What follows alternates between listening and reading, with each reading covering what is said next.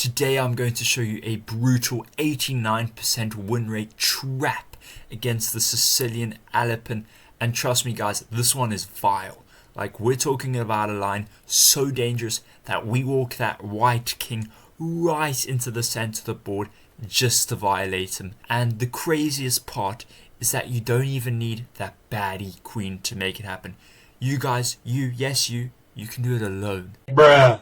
I've used this trap on chess.com 36 times, so trust me, this thing works. And I'm going to show you a beautiful game versus a 1971 op of mine where I violated his king. As you can see, it's bloody work. But I do need to iterate, this isn't just a one-hit gimmick. You do need to know your sidelines, you do need to know your main lines, else you'll be the one getting cooked. So please pay attention, but let's get into it. Alright, so the trap begins with the moves e4, c5 going into the Sicilian variation and knight f3, knight c6. Now the second white plays the move c3, we have to strike in the center with the move d5. We cannot simply allow white to develop with the move d4 immediately without putting pressure on the central e-pawn. Now here white will take and we will happily recapture in the center with our queen. You may be thinking this violates some opening principles, but it actually doesn't, because the queen cannot be hit immediately with the knight on c3. Now here white will strike with d4 and we will play the move e5, mounting this pressure on the d4 pawn with 4 attackers, and white only has 3 defenders. So here white will have to do something about it, and their best move, and the move we will be looking at, is the move d takes e5. Now here you may not be thinking it because it's uncommon for most traps, but we will actually be exchanging queens and then playing the move bishop g4, doing 2 things: pinning the knight to the king, so threatening taking this e-pawn, and also preparing to long castle with a check. So here black will do one of 2 things. They will either play bishop f4, greedily holding onto this pawn, allowing you to recapture and double white's pawns, or play the move bishop e2. On both moves, we will simply long castle with check. And now ask yourself immediately, what move would you instinctively play here as white? You are in check. What are you doing? It's a natural move. You don't really want to walk into a pin. But king c2 is lost. It is lost, ladies and gentlemen. And here I'm going to need you to get your notepads out, because this is where the trap begins. The trap begins noticing that the king is already boxed in by his own pieces, and I'll go to the rook on d8. So we start with this check. Right, he can't block with the bishop because we just take, so the king has to scurry along to the side. And now here we play the naughty move c4 check. They can take with the bishop or they can take with the king, both lose. Taking with the bishop, we have the cheeky fork here. The king is forced to a4 because of our dark squared bishop cutting him off, and we simply take, and it is completely lost. If white just develops another piece, it's mate in 3 with bishop c2 check. Look at these bishops cutting these diagonals. Now here the king can step forward, but then we just play a6 check, giving up our knight. They take the free knight and b5 check mate. If they don't run their king forward and instead block with a move like b3, we bring our knight back, b6 check. The king has to come forward, and either one it comes forward to, we play rook d5 checkmate, baby. How beautiful is that? That is absolutely naughty.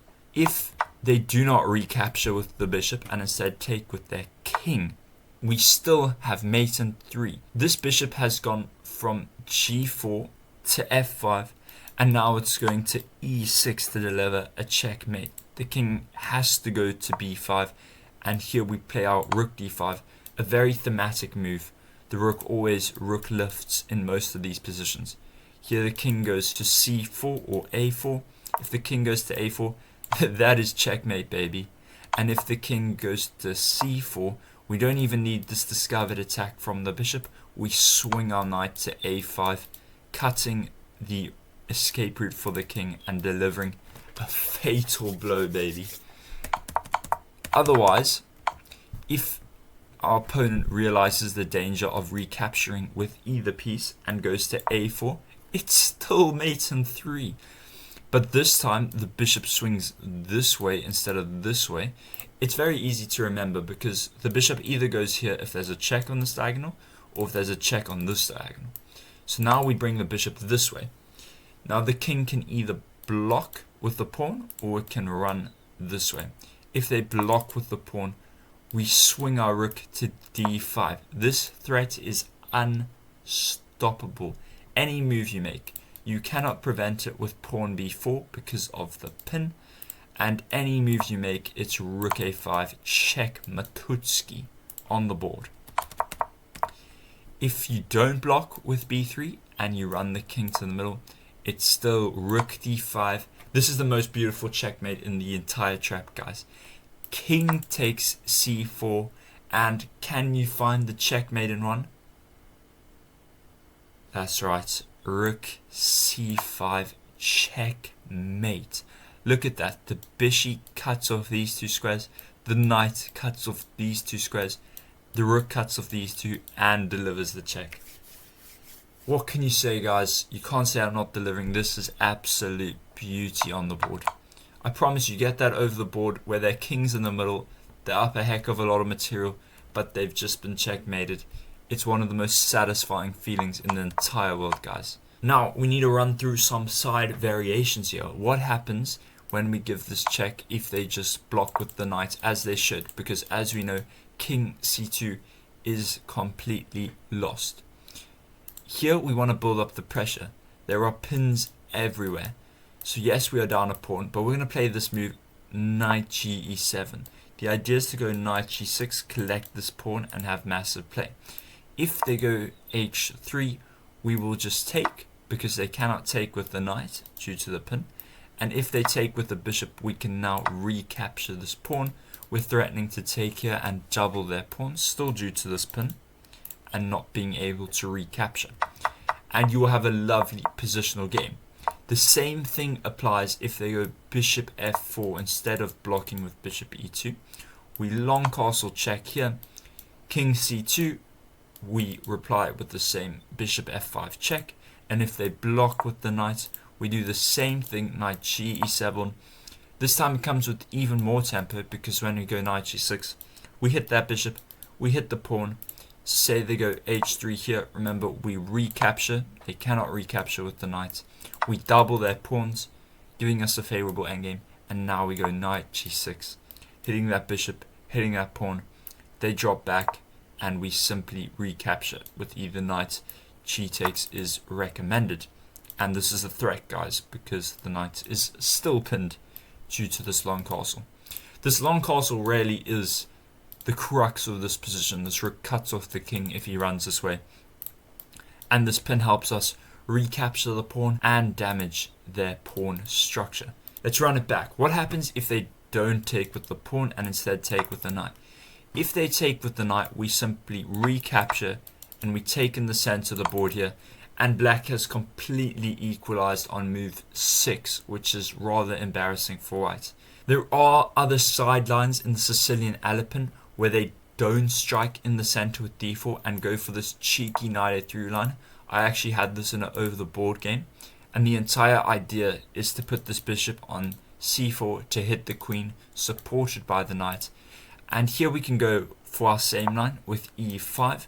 Now they will hit our queen in the center with c4. But the main thing to remember is you're sort of in a lost position if you drop the queen back anywhere, but you have this forward check, and now they have to block with either piece. Blocking with the bishop is their best move, and that is a sad move to play since you've brought the bishop back, and bringing the queen forward to block is black has an advantage here going into the endgame, because you've lost your castling right. This bishop is absolutely boxed in. And the main move I want you guys to remember here is this move f6. You can create this pawn structure like this, very good for the long term, for the endgame, and you will be ready to destroy your opponents with simple development. Okay, just to give you guys a real life example, just to get you into the flow.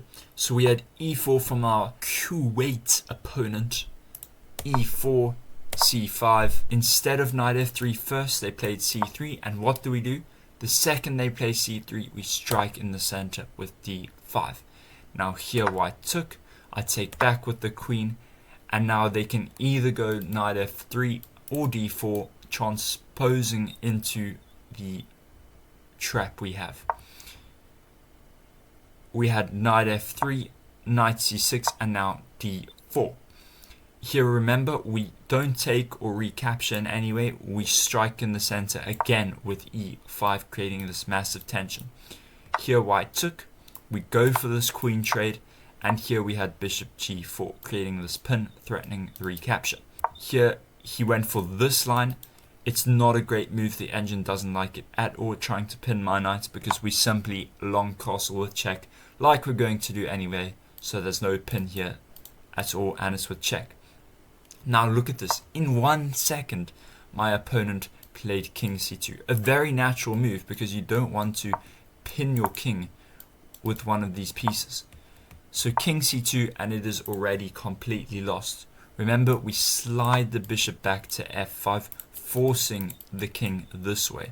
We had king b3, and here we had this check c4.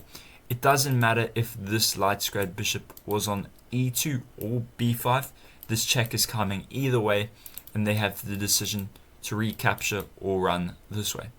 Here my opponent decided to not take the bait and go king a4. Now here we could have gone knight ge7 to build it up, but I went for the immediate kill with rook d5.